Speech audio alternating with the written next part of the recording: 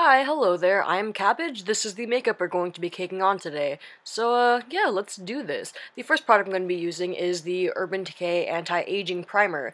And an eyeshadow primer, all it really does is create an extra barrier in between your skin and your eyeshadow, and it prevents the oils that your body naturally creates from seeping out and destroying all of the powders that we're going to be putting on. The first eyeshadow we're going to be using is Brûlée by Wet n Wild. It is a light cream color. Anything that matches your skin tone will be fine. I'm going to be applying that with the e.l.f. large or small tapered brush. That was the opposite. And I'm going to be, applying it all over my eyelid, and that's just to create an even texture and an even color base. Then I'm going to be using the Kat Von D Ladybird palette, which is a beautiful palette of warm neutrals, and I'm going to be taking that orange shade over in the corner over there, and I'm going to be applying that with a large fluffy crease brush into my crease, as you may have guessed based on the name. Who knows? Maybe you're not Sherlock, but whatever. So I'm going to be applying that all up in my crease, and I'm going to be concentrating most of the color in the outer corner. And I'm doing that so that it creates more depth. And it will help our eyes look a bit more dimensional and, makeup stuff, I guess. So after that, I'm going to be also applying it to the lower lash line with the same brush.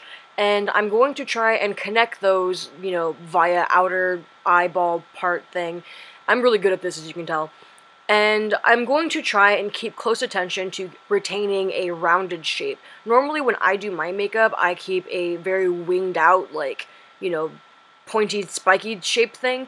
And today I wanted to go for a round one just because it's softer, and I just wanted to, so fucking get off my case, bub. So here I'm just packing on the color, more intensely, making sure that's not patchy, and, just blend, really. And blending, all blending really is just the dispersal of color into other areas, and I'm going to try and fade out that upper line just so it's a little bit softer and a little bit less harsh.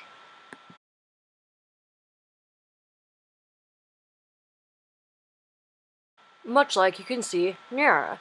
And, I just wanted to make it very, very soft, have like a really nice transition up into my actual skin color. And next, I'm going to be taking that same orange color on this e.l.f. crease brush, and I'm going to be packing on that color into the outer and inner corners of my eyeball. And again, that's just to, create depth, create dimension. Having it darker in the outer corner is going to make it recede. Having it lighter on the inside portion is going to make that come forward. So it's going to be a little three-dimensional, a little cool.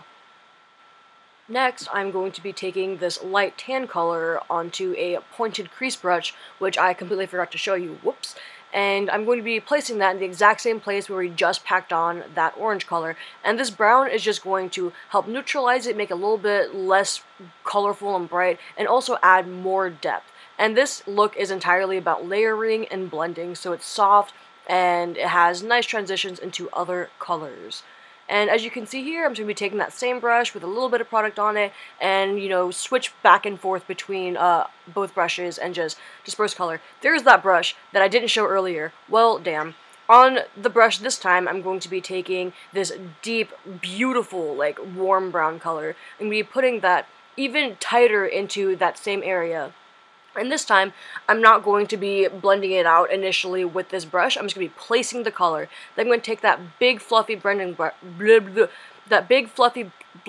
brush, Asian, and I'm going to be, trying to smoke that out. Because you blend it with the initial brush with which you applied the color, you might go a little bit too far outside of what you want. Because you want it to be dark, light, lightest. And you want to have that really nice gradient in between all of the colors. So it's best to go in with multiple brushes and keep going back and forth between the colors and making sure that you get a nice even blend.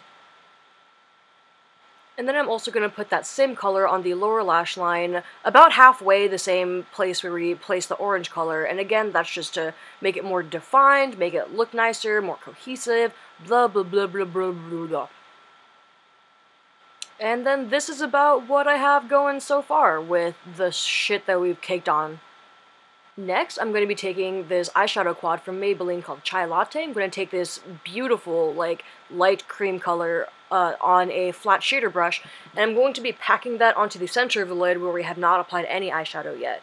And again, this is to catch light, make it protrude more, and because it's shimmery, it's going to be catching even more light, and it's gorgeous, and, you know, do that. I'm also going to be lightly blending that into the darker colors and then going in with some brushes from earlier and re-adding the orange just so it can, you know, keep its warm nature, I guess that's the word. Next, I'm going to be taking that tan color again on a very, very small precision brush from e.l.f. It is a concealer brush, whatever. And I'm going to be placing that onto my inner tear duct area. And what I'm going to do is I'm going to place it underneath where the actual lash line is. And I do this with pretty much every eyeshadow look I do, and I do it because it adds more dimension, more depth, and it makes my eyes look a little bit more sunken in, a little bit rounder, and it just changes my eye shape in a way that I really enjoy.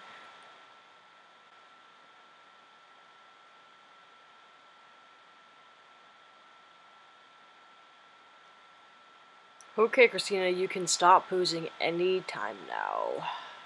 So next I'm going to be taking that light shimmery cream color again and placing that right in between where I drew that line, again, to catch light, to make my eyes look whiter and more awake and blah blah blah.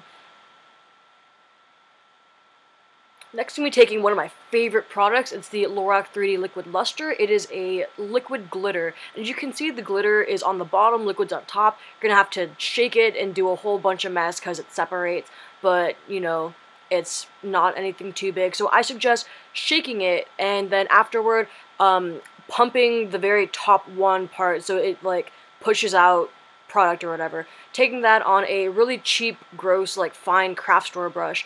And what I'm going to do is I'm going to place it into the product first and then wipe it off. That's going to be taking off the excess moisture so I don't put on too much liquid onto my eye.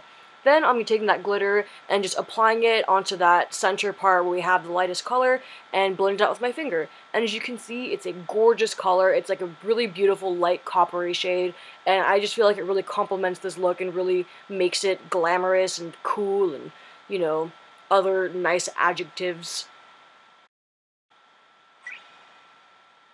Like, damn, bro, look at that fucking shine. Oh, so cash.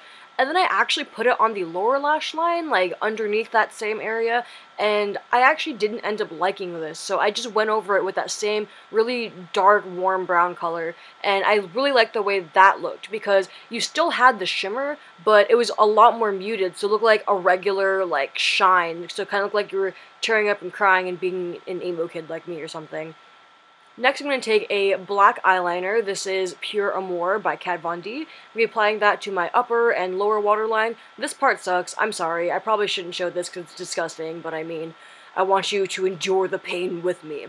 And after that, I'm going to be taking this flat brush. I'm going to be taking that dark navy color from the palette, and I'm going to be using that to set that black eyeliner. Now, it's going to come out blue, which is going to be very complimentary for this orange eyeshadow that we got going on. It's going to just be a really nice contrast. It's very small and subtle, but I mean, it makes a difference to me, damn it. And I'm also going to be putting that on the actual lash line itself, and I actually kind of blended a little bit too far down, so I'm just going to be going back with that large fluffy brush and a little bit more of the orange eyeshadow and just revamping that up.